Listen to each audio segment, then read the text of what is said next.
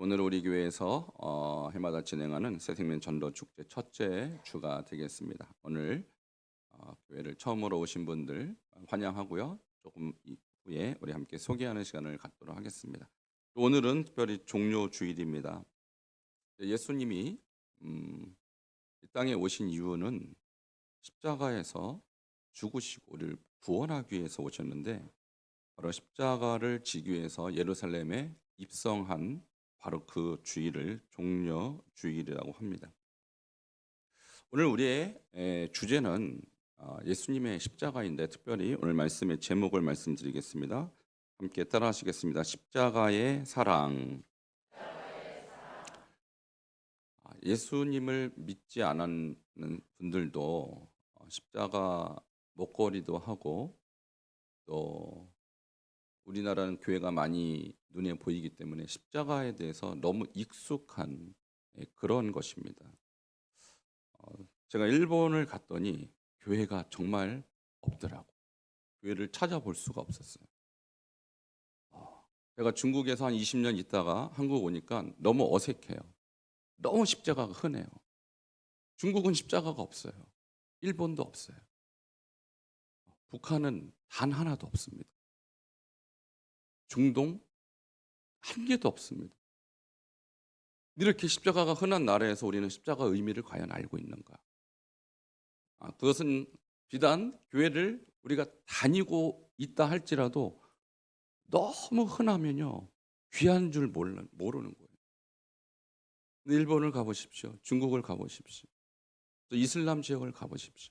십자가 눈을 씻고 봐도 없는데, 그런데 그 안에서 숨어서 예수님을 몰래 믿는 사람은 그 십자가를 가슴에 품고 날마다 예수님을 뜨겁게 사랑하고 생각하는 그런 삶을 살고 있다는 거예요. 반면에 우리는 십자가를 목에 걸어도, 배지를 달아도 아무런 제재를 받지 않는 편하고 자유스러운 나라에 살지만, 십자가를 과연 얼마나 알고 있느냐, 그 의미가 얼마나 깊이 우리에게 다가오고 있느냐를 한번 생각해 볼 필요가 있다는 것입니다. 오늘 이 일주일이 고난 주간이라고 합니다. 예수님이 고난 당하신 이 일주일 동안 우리는 다른 날보다, 다른 주간보다 더 깊이 이 십자가를 묵상하시기를 축원합니다. 먼저 제가 말씀드리고 싶은 것은, 십자가에 대한 어느 정도의 지식은 있다고 보지만 십자가가 과연 얼마나 고통스러운 형벌이었나에 대해서 먼저 말씀을 드리려고 합니다. 우리나라도 사형 제도가 있죠.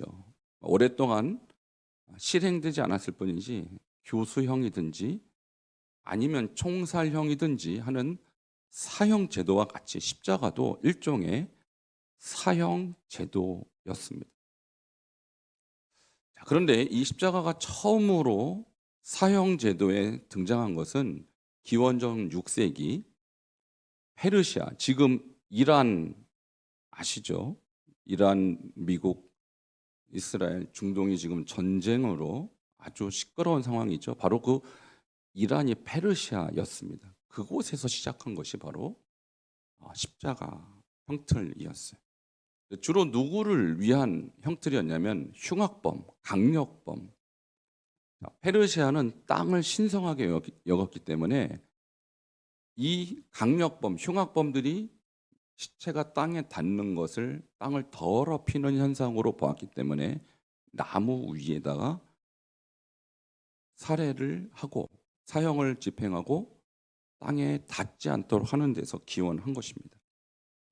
자, 이런 사형 제도가 카르타고와 그리스를 거쳐서 로마에서 완성을 했어요. 근데 완성했다는 말이 뭐냐면, 그 사형 제도를 가장 활발하게 사용했다는 것입니다. 그리고 가장 고통스러운 방식으로 발전시켰다는 것입니다. 이 십자가형은 다만 많은 사형 제도 중에 하나가 아니라 인류 역사상 가장 고통스럽고 굴욕적인 처형 방식이라는 데 그 특징이 있어요. 자, 그럼 얼마나 고통스럽고 얼마나 굴욕적이었는지 제가 하나하나 설명해 드리도록 하겠습니다. 먼저 이 십자가형은 십자가를 지기 전에 채찍질이 먼저 선행됩니다. 그러니까 이 채찍은 우리나라의 무슨 가죽 채찍이라든지 회초리와 같은 그런 개념이 아니라 채찍 끝에 날카로운 납이나 뼈 조각을 달아서 휘둘러요. 이것이 만일 몸에 닿게 되면 살점이 찢어집니다. 그리고 과다출혈을 유도합니다. 그리고 등뼈 같은 데 맞으면 뼈가 드러나고 배에 맞으면 창자가 노출되는 그런 무시무시한 그런 채찍. 채찍만으로도 사망에 이를 수 있는 무서운 채찍이었어요. 그 모습을 그림으로 보자면 이렇게 생겼어요. 그냥 한 가닥으로 되는 것이 아니라 여러 가닥으로 되어 있고요. 그것을 휘두를 때 치명적인 손상을 안기는 그런 채찍이었어요. 예수님이 이 채찍을 사람들은 정확하게 몇 대다 우리가 말할 수 없지만 학자들은 40대 이상 맞았을 것이다. 그러면 40대라는 것은요, 저 뼈 조각, 쇠 조각이 수백 개 몸에 박혔다는 얘기예요. 그러니까 살점이 수백 개가 떨어져 나갔다는 얘기예요. 자, 이런 고통을 예수님이 당하셨다는 것입니다. 자, 그 후에 드디어 이제 공식적인 십자가 형틀로 이동하는데, 자, 사형수는 약 40km 정도 되는 가로목, 이 십자가가 십자로 돼 있잖아요. 근데 일반적으로 이 가로목만 등에 지고 사형장으로 이동했다고 합니다. 근데 그 가로목의 무게가 약 40kg 정도 돼요. 여러분, 쌀 한 가마 40kg짜리 생각해 보십시오. 그 채찍에 맞아 온몸이 피로 물든 그 몸을 가지고 예수님은 이 40kg의 형틀을 지고 사형장으로 옮긴 것입니다. 너무 힘든 나머지 자꾸 쓰러지고 또 쓰러졌던 그 현장에서 로마 군사들은 지나가던 한 사람이 대신 예수님 대신 십자가를 지게 하죠. 그 사람 이름이 구레네 시몬입니다. 이와 같이 예수님도 이 어마어마한 상처를 가지시고 이 무거운 가로목을 골고다 언덕, 제가 그 골고다 언덕을 제가 직접 걸어봤습니다. 약 700m의 거리예요. 그 거리가 평지여도 얼마나 힘들었을까요? 그런데 평지가 아니라 언덕입니다. 그냥 걸어도 숨이 헉헉 찰 수 있는 그런 지형을 예수님이 가로목을 지고 올라갔다는 것입니다. 그것을 우리가 그림으로 보자면 이런 모습이었을 것입니다. 자, 그리고 이제 십자가에 드디어 못질을 하게 됩니다. 근데 우리가 예수 영화를 보신 분은 알겠지만 이 손과 발에 못을 박잖아요. 근데 정확하게 말하면 손바닥이 아니라 손목에 해당하는 부위에 약 18cm 정도 되는 대못을 못질을 하는데 그 지점이 바로 정맥이 관통하는 그런 부위입니다. 그래서 18cm 대못이 손목에 박히고 발등에 박힙니다. 이 발등은 포개져 있는 상태. 그래서 이것을 그림으로 보자면 위치상으로 바로 저 손목의 위치, 정맥이 관통하고요. 또 발등을 보자면 발 두 개를 포개서 저렇게 못질을 하는 것입니다. 자, 채찍에 맞았습니다.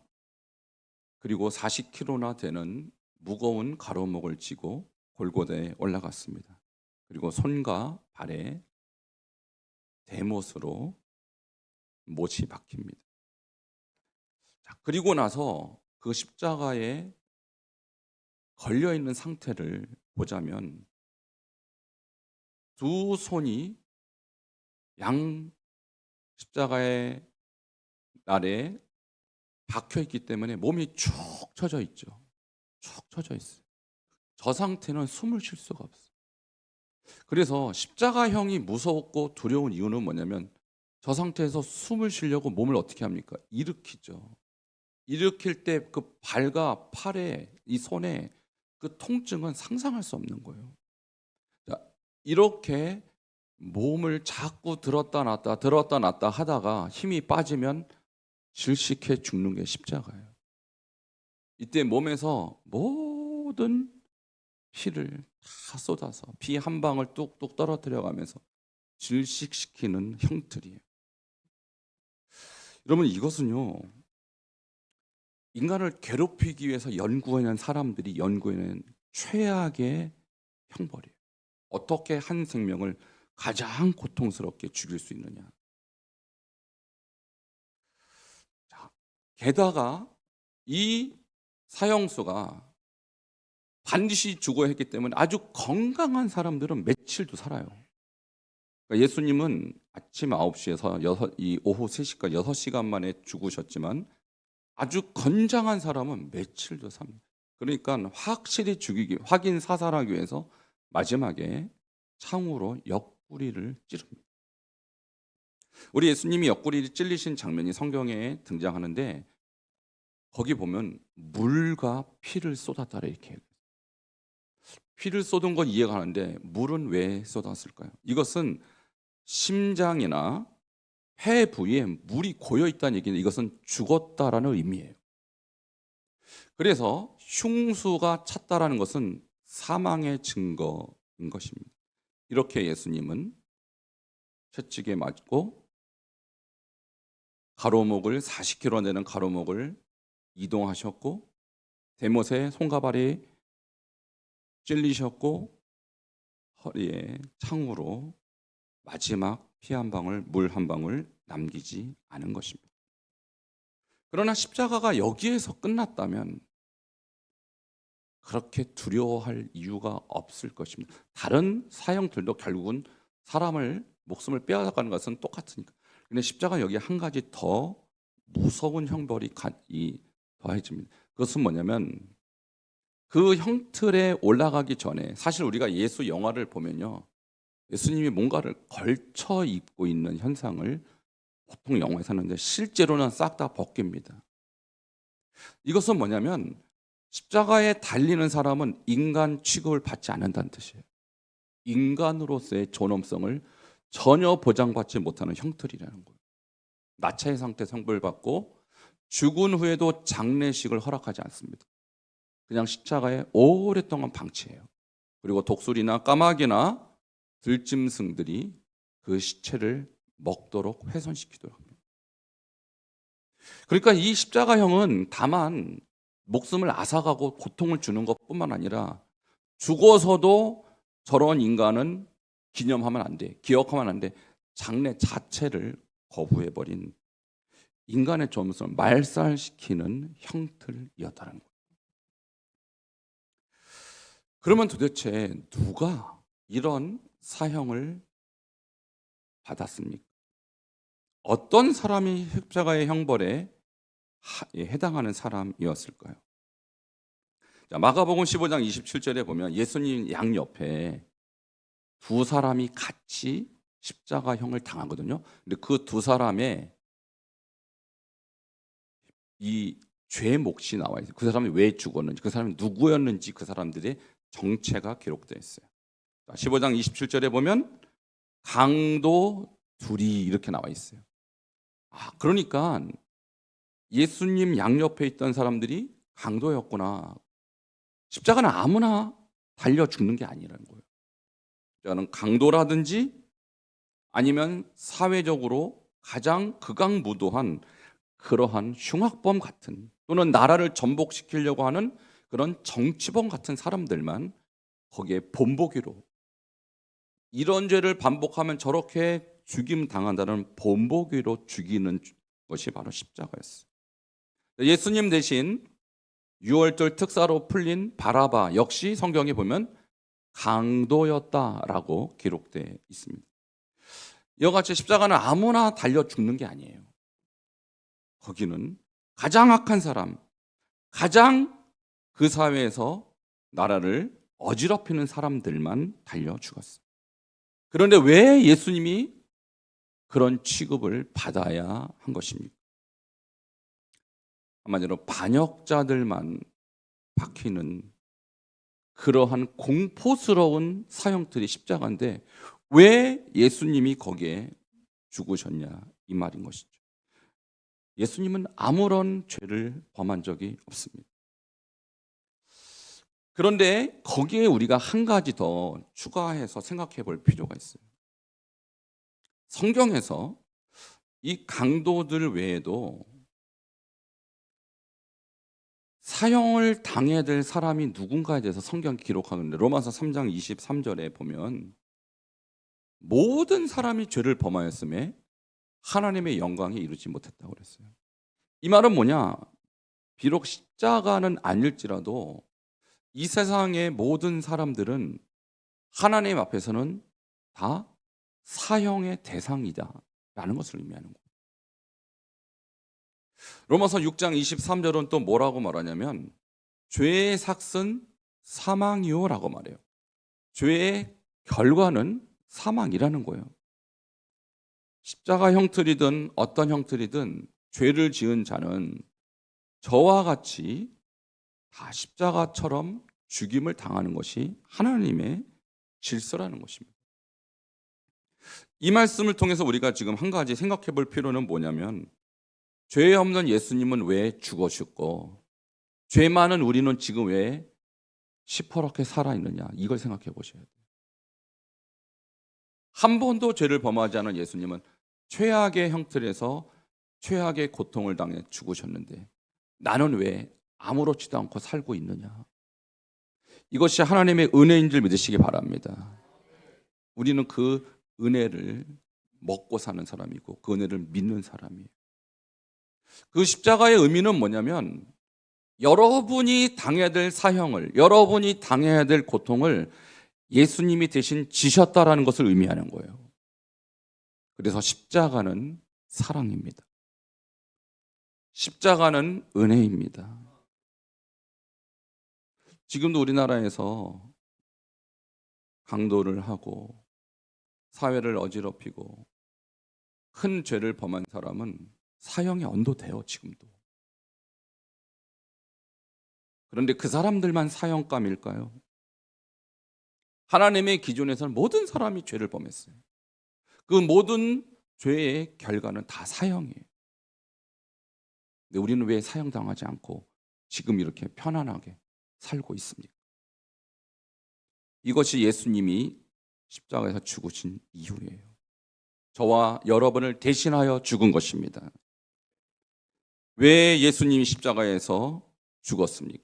오늘 그 부분을 마지막 결론처럼 저희가 말씀드리고자 합니다. 로마서 5장 8절에 예수님이 십자가에서 죽은 이유가 기록되어 있어요. 함께 한 목소리로 읽겠습니다. 시작. 우리가 아직 죄연되었을 때 그리스도께서 우리를 위하여 죽으심으로 하나님께서 우리에 대한 자기의 사랑을 확증하셨느니라. 아멘. 왜 죄 없는 예수님이 죽으셨냐? 우리에 대한 하나님의 사랑을 보여주시기 위해서 죽으신 거예요. 여기에 보면 확증이란 단어가 있어요. 여러분, 확증은요, 확실히 증명하다. 만일 하나님이 우리를 사랑하신다고 했을 때 우리를 향한 사랑의 방법이 다양하잖아요. 여러분, 친구 사랑하는 것, 자녀 사랑하는 방법이 다양하잖아요. 근데 이런 방식을 하나님이 택하셨다고 생각합시다. 매일 구름으로 한국에서는 한국어로 내가 너를 사랑하노라 이렇게 구름으로 떠 있다고 봅시다. 막 난리가 날 겁니다. 사진으로 찍고 난리가 날 겁니다. 미국에서는 I love you라고 구름으로 하나님의 사랑을 표현했다고 가정해 보자고요. 중국 가서 중국의 하늘에 워아인이 중국어로 하나님의 사랑을 구름으로 표현했다고 합시다. 난리가 날 겁니다. 근데 그것은 사랑으로 충분치 않습니다. 그 사랑은 하나님의 사랑을 확실히 증명하는 방식이 아니라는 거예요. 왜? 우리의 문제를 해결할 수가 없기 때문에. 우리의 문제는 죄로 죽을 수밖에 없다는 문제예요. 내가 지금 사형감에 해당하는 상태에 있다라는 문제예요. 근데 그 문제를 구름으로 I love you 한다고 해결되겠습니까? 그 문제는 나의 죄를 실질적으로 누가 대신하지 않으면 해결되지 않는 문제예요. 그래서 예수님이 이 땅에 오셔서 내가 너를 사랑해, 내가 너희를 사랑해 하고 하늘로 그냥 승천한 것이 아니라 그 사랑을 확실하게 증명하셨어요. 뭘로 증명하셨냐면 내가 죽어야 할 자리에 주님이 죽으신 것입니다. 내가 맞아야 할 채찍을 주님이 대신 맞으신 것입니다. 내가 박혀야 할 그못을 주님이 대신 박히신 것입니다. 내가 찔려야 할 창을 예수님이 대신 찔리신 것입니다. 이게 확증할 수 있는 사랑이에요. 사랑은 말로 하는 게 아닙니다. 사랑은 행동을 하는 것입니다. 가장 고귀한 사랑은 희생하는 사랑이에요. 희생 없이 사랑은 거짓말에 해당하는 것입니다. 그런데 여기에서 우리가 이 확증하다는 단어를 조금 더 깊이 보면요, 원어로 보면 계속해서 입증하다. 2000년 전의 사건입니다. 우리는 그 사건이 일어날 때 세상에 있지 않았어요. 그런데 예수님의 십자가 사건은 그 사건 이후에 지금까지 하나님의 사랑을 입증하는 유일한 사건이라는 거예요. 그런데 이 사건이 어떻게 벌어졌는지 세 가지로 우리에게 가르치고 있어요. 첫째는 사랑의 시점이 언제였느냐. 우리가 사랑받을 만할 때가 아니라, 내가 사랑받을 만큼 주님 앞에 거룩할 때가 아니라 우리가 아직 죄인 되었을 때 사랑한 것입니다. 이것이 사랑의 본질이에요. 사랑은 조건이 없어야 하는 거예요. 우리가 사랑받을 만한 조건을 만들 때까지 기다리지 않으셨어요. 내가 여전히 극악무도한 죄인이었을 때, 여전히 하나님 뜻과 상관없이 내 마음대로 내가 살았을 때, 하나님 마음의 가슴에 못을 계속 받고 있는 그때 주님이 먼저 사랑해 주셨습니다. 이것이 바로 사랑의 시점이요, 그분의 사랑의 특징이 무조건적이라는 사실을 우리에게 말려주고 있는 것입니다. 두 번째, 그러면 그 사랑이 구체적으로 어떻게 나타나느냐. 그리스도께서 우리를 위하여 죽는 방법으로 나타났어요. 말씀드렸습니다. 구름 위에 우리를 사랑한다는 사인을 계속해서 보내준다 하더라도 그거 가지고는 우리의 문제는 해결되지 않아요. 우리의 문제는 누군가 나를 위해서 내 죗값을 치러 주셔야 돼요. 누가 나의 죗값을 위해서 치러 주겠습니까? 죄의 결과는 죽음이니까 죽어줘야 되는 거예요. 누군가. 아무도 나를 위해서 죽을 사람은 없는 거예요.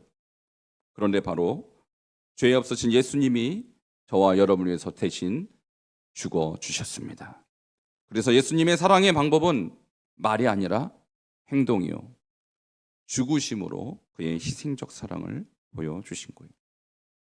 그런데 이 사랑의 세 번째 특징은 뭐냐면 기한이 지금까지도, 2000년부터 지금까지도, 그리고 앞으로도 계속하여 이 사랑은 변함이 없는 불변의 사랑이라는 것입니다. 이 로마서 5장 8절이 하나님이 우리를 어떻게 사랑하셨고, 왜 사랑하셨고, 언제까지 사랑하시는지에 대한 사랑의 특징을 우리에게 가르쳐주고 있는 거예요. 그러므로 이 로마서 5장 8절 말씀 오늘 받아들이시길 축원합니다. 하나님은 형제 자매님을 무조건 사랑하십니다. 희생적으로 사랑하셨습니다. 앞으로도 변함없이 사랑하실 것입니다. 우리 옆에 분에게 한번 축복하겠습니다. 하나님은 당신을 무조건 사랑하십니다. 희생적으로 사랑하셨습니다. 변함없는 사랑으로 사랑하셨습니다. 이것이 십자가의 사랑이에요. 그럼 이 사랑의 목적은 무엇일까요? 요한일서 4장 9절과 10절 말씀으로 오늘 말씀을 마무리 짓겠습니다. 함께 9절을 읽겠습니다. 시작. 하나님의 사랑이 우리에게 이렇게 나타난 바 되었으니 하나님이 자기의 독생자를 세상에 보내심은 그로 말미암아 우리를 살리려 하심이라. 아멘. 사랑의 목적은 무엇입니까? 우리를 살리려고 우리를 사랑하신 것입니다. 그저 불쌍해서가 아닙니다. 목적이 있습니다. 사망 가운데, 죄와 사망 가운데 더 이상 소망이 없는 우리를 살리려고 죽으신 거예요.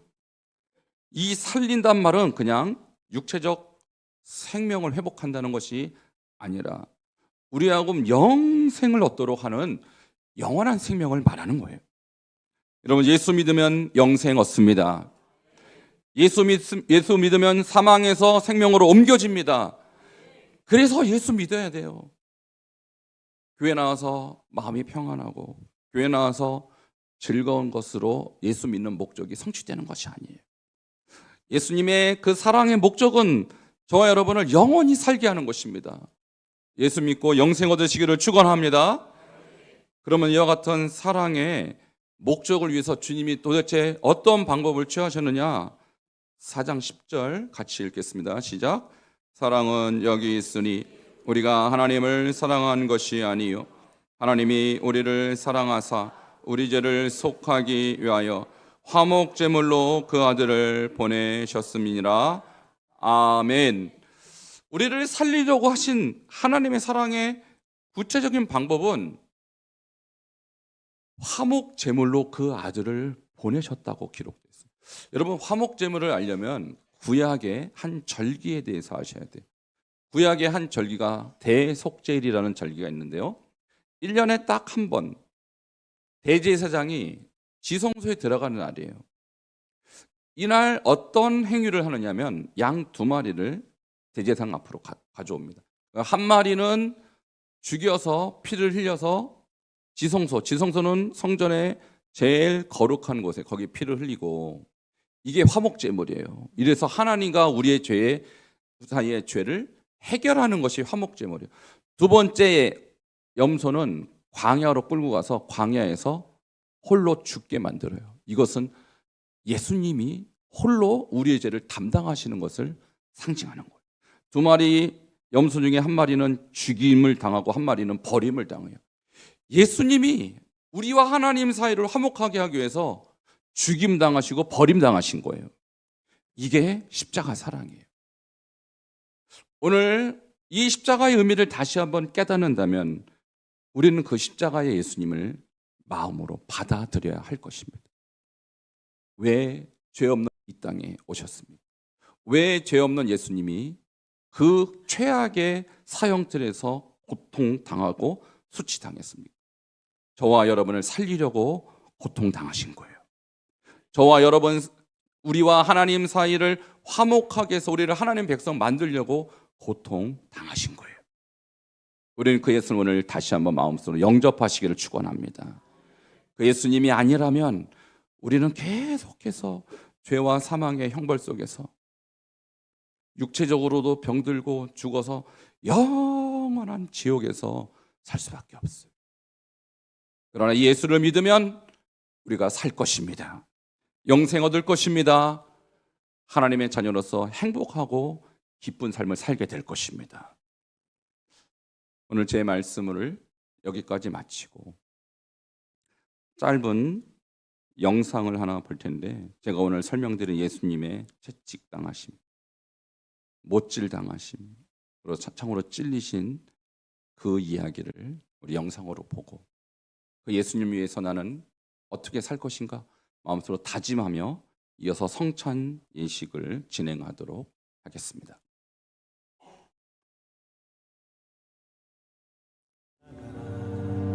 날 구하시려고 흘린 사랑, 나를 바라보시며 흘리신 용서의 눈물, 날 향한 사랑 때문에